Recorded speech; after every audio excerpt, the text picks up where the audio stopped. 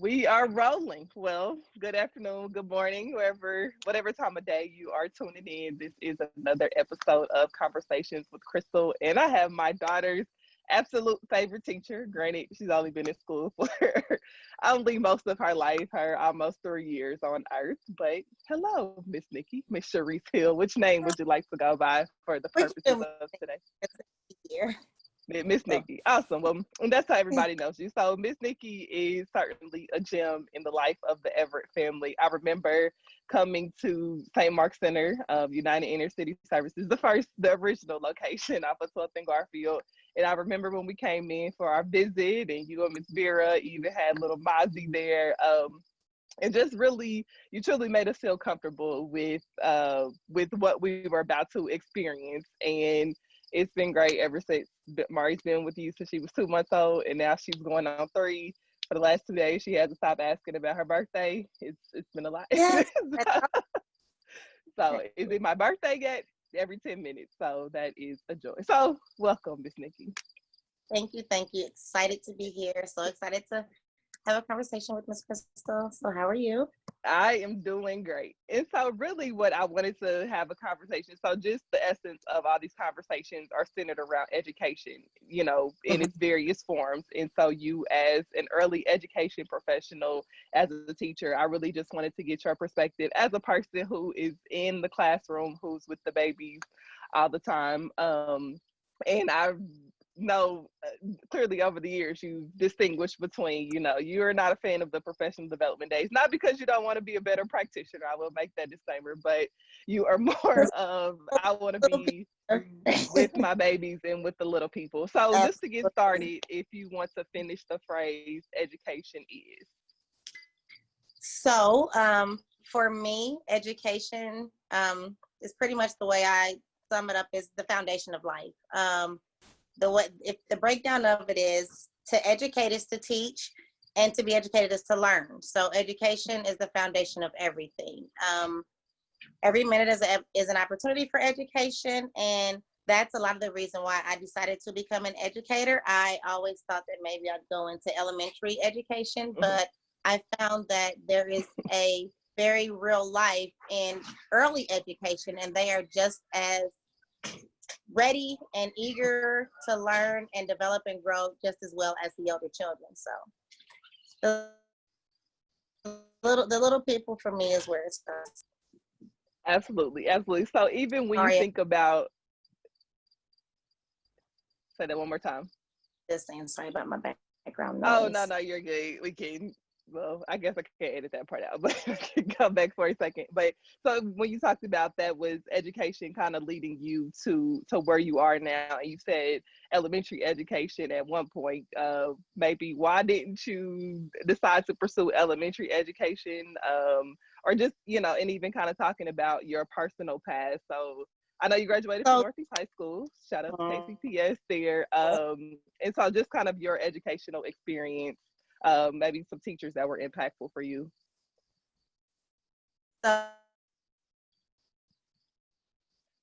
So absolutely. So in very my interest was early education. Actually, first, second grade was kind of where I wanted to start it, just because in elementary school, seeing the first and second graders, it just seemed so fun. It seemed fun to be an elementary school teacher. But yeah, throughout my experience, I realized that it the higher in education, depending on your drive for the field, the higher in education, the more umbrellas you're under, and the more guidelines, and the more structured, and the more boxes to be checked, so to speak.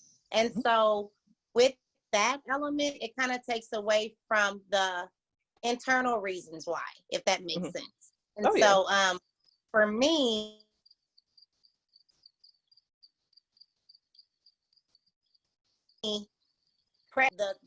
the least are the least influenced minds than the infants and toddlers. So Mm-hmm. if I can influence, I'd be a much bigger impact and a much bigger influence the earlier I started, in my opinion. Absolutely, children can be taught different, can learn different. There's reform, there's change, but why not start at the beginning? And so that was my urge to go. I started, like I said, second grade was my love, got Mm-hmm. to about 11th grade, and I said, we'll do first grade. Did a little college and said, we'll do kindergarten. And just the higher I got up, the younger I realized it can always start smaller. You don't have to wait until 4 and 5 years old for a child's life to begin, for the learning to begin, for the understanding of pros, cons, and outs to begin. So let's show them early that they can learn early. Absolutely. And that actually kind of leads to the next question that I wrote down. So a lot of times when people talk about childcare, it's kind of like, oh, well, that's just daycare. And even, you know, since having Mari at St. Mark's Center, it's like this very intentional language of childcare. Like, no, she's at school. And so when you think about when people are saying daycare, and maybe there is a distinction, like maybe some people truly are like, look, I'm here with these kids, you know, they're in a safe place. But you know, what do you say to people who really try to make early childhood really just kind of like, oh, that's just daycare, that's not as important. And even, you know, maybe a follow-up question to that is really when you think about the lessons that you all pull together. Like, I'm reading books with Mari and she knows all these animals. Yeah, she's reading them too. It's like, you know, last night even we were reading a book and we read it. She's like, I'm gonna read it, and then she flips through and retells the story in her own way. So, so you know, back to the idea of daycare versus early childhood education, and even just talking about like how you actually like pull together lessons. I mean, there's some intention that goes into early education. So, one thing that we teach as early educators and not daycare providers is to breathe. So I always breathe when I'm referred to as a daycare teacher or a babysitter or something like that. Usually the way I respond to that is I sit with my babies all day. So if you want to call me a babysitter, great. I absolutely provide care during the day. So both of those things, but then you have absolutely, I'm sure I am clear in why it is so important and how, like you said, the breakdown happens. So what I wrote was, I am a teacher and I have students and we experience lessons. My teachings are based on the creative curriculum module, which fosters a child-initiated and teacher-driven approach. So with that being said, we foster their interest. We see what they're doing, what they're trying to do, because development happens every day. And so, I mean, just the simplest things as standing up to reach over their head. Okay, now we're going to create activities where we're playing with bubbles. That's a whole lesson in itself. We're at daycare, they're blowing bubbles. In early childhood, we're finding the developmental levels at if they're reaching for them and if they're trying to talk about the colors and the shapes and different things like that. So it's a step above just babysitting and daycaring. Right. Some of the things that we do in the way of lesson plans is we observe the children, we document our observations, and then we build individual lessons. So ratio for the entire that lesson plan, you find the similarities because overall the children are amongst the same ages, so there will be developmental similarities. You find the overall similarities and you build a weekly lesson plan based off of that.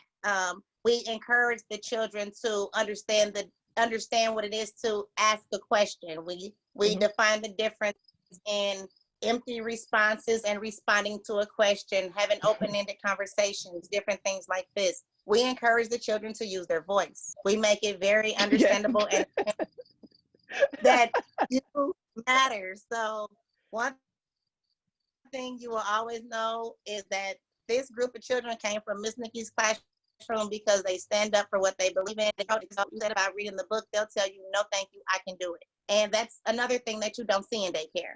With all due respect, total respect to daycare, I am always going to hug and rock and love and nurture and console a child. And then we're going to sit down and do a lesson because you are capable. And I want you to know that you are so that you can show the world that you are. Yes, I can attest to the children from your classroom using their voice. You know, and I think it's empowering in a lot of ways for, you know, to hear Mari say, you know, I don't like that. And it's like, well, you have to respect, you know, what that boundary means. And so it does actually give me some, it gives me pause in the moment, but it also is like in the future, I know that she'll be able to tell someone what she doesn't like. And the goal, you know, the hope is that people can respect that later. So. And that's my only hope, because the reality of the situation is every child says, I don't like that. 90% of them say it with a cry. Right. I want to use words so that you can express what you don't like, why you don't like it, and what they can do to make things better for you. Because if all you have is a cry, then they have to figure it out. And we don't need the world trying to figure our babies out. Let's let them tell the world who they Oh, well. Again, I can attest to, yes, this child knows who she is, and I'm not a princess. I'm Mari, or actually, she might say she's princess, but she's Princess Mari, or she's Chef Mari, or she just I knows. am Mari, Yeah. and I am a girl. Will tell you. Yes. Yes, And ma'am. it's like I said, it's empowering, and even at Assertiveness. obviously a young assertiveness at such a young age. I think it will carry her far. So a question that I didn't have written down, but I wanted to talk just a little bit about like your own experience as a parent. So one of the other things that I do, among the million things, is help to facilitate our Parent Leadership Training Institute here. And so when we think about like parents as advocates, and you've had that experience with your own sons, what are some of the things that you maybe learn from that just help you be a better educator? Just because like you never take off either hat, it's just they all kind of come together. So I definitely wanted to get your thoughts on that. There are trainings and professional days that I attend where I have to come and thank and apologize to my children for being my guinea pigs through this thing called life. Right. It is totally not the same. I mean, and that is the absolute truth. And I've had to learn to figure out how to balance, because you can't take off either hat if it's true and it's in. So my boys were, and my children are 11 years apart. So I've got a 20-year-old and I've got an 8-year-old. So there's a gap. And so with my first kid, bless his heart, I'm just glad that he made it out, skin on his It's back. a big experiment. Yes, ma'am. So, but then with my youngest son, I am able to use some of the strategies that I learned at work, because again, although it starts at this age, it is until forever. I say to you a lot, if you're above 13, you're kind of not for me. I've learned to breathe with adults He's approaching. because of You got 5 more years.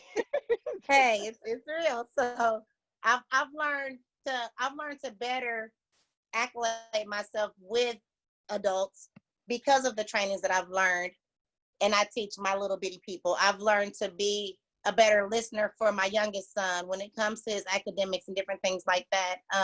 Where I just got frustrated in the beginning with the oldest boy. I didn't know, so it does make a difference. You have to find the balance, and the only balance that I've found so far is just breathing through it and giving him the same opportunities and freedom to express himself that I give my students in my classroom. So Absolutely. it comes Yeah, easy in the class, different at home. I would agree. And it's just like, I work mostly with high school age students, and I'm like, okay, I feel like I'm going to have it all down pat by the time Mari gets there. But obviously in 14, Tuesday 16 comes and years, Monday's different. So yeah. yes, it'll be much different. But hopefully, some of the things in the essence are the same, because I really do believe things like experiences really help our kids grow. And Exactly. so, even as young as 2 or 3, even if pre-COVID, being able to Exactly. just let her ask people, random people in the store, what their name is. And so, sometimes it gives you pause, but it's like also she feels comfortable enough to have those Exactly. conversations with people. And Exactly. so it's just, again, Empowerment. kind of growing and learning, and we get to provide that experience for the little people. So the other question that was on the paper was just kind of your hopes and dreams for the little people that come into your class. You mentioned something earlier just about, they'll have their voice when they leave your class, but is there anything else that, as you think of even the cohorts of kids that Mari is with, when they're in high school, and don't get too emotional on me, but You just, know me. but just when you think about when they're in middle school or high school, or even I guess kindergarten here in a couple of years, like what do you hope and Right. dream for them? Oh. And definitely to keep me from going into my emotions, because you know that I can when it Okay. comes to my littles. Yes. But I did say, if I had one wish, it would be for my littles to always know their personal worth, and I teach my little animals. I instill in them that they have a right to be heard, and I help them learn empathy. My hope is that they never lose it or allow anyone or anything to suppress it. So that is just always be true to who you are, and then the tears come. So. Yes. Okay, well, one final thing, and I'm hoping to add this at the end of every conversation. So when you think about your field, specifically early childhood education, early education, what would be your call to action to the world about what you do, the importance of it? I mean, I'll go ahead and say more funding, more opportunity there. But if you got anything else, we can think about what people need to know about early education. What's your call to action? Early education is education. It's not babysitting. It's not daycare. It is learning. It is growing. It is developing. And again, if the power is instilled before I realize there's a such thing as power, then it doesn't fade. It doesn't fly away. It is just embedded in me. It is who I am. It's easier to learn it early than to figure it out later. So let's start early. I think that was a perfect way to end. So thank you, Miss Niqui, for chatting with me today. Like I said, you are the expert in this area, and just as a mom with my only baby, I really do feel like, you know, when she leaves here, it is an extension that she is in the greatest hands. And so thank you for being that advocate. And I forgot to say at the beginning, so you actually were the winner of the first annual Early Childhood Excellence in Early Childhood Education Award last year. So that was pretty awesome, through the Family Conservancy. So we were honored to submit that application on your behalf. And so just, again, you are rock star educator, not a babysitter. So thank you. Oh, it's parents like you that make my job easy. So thank you as well. No problem. Well, thank you. And so I will end there.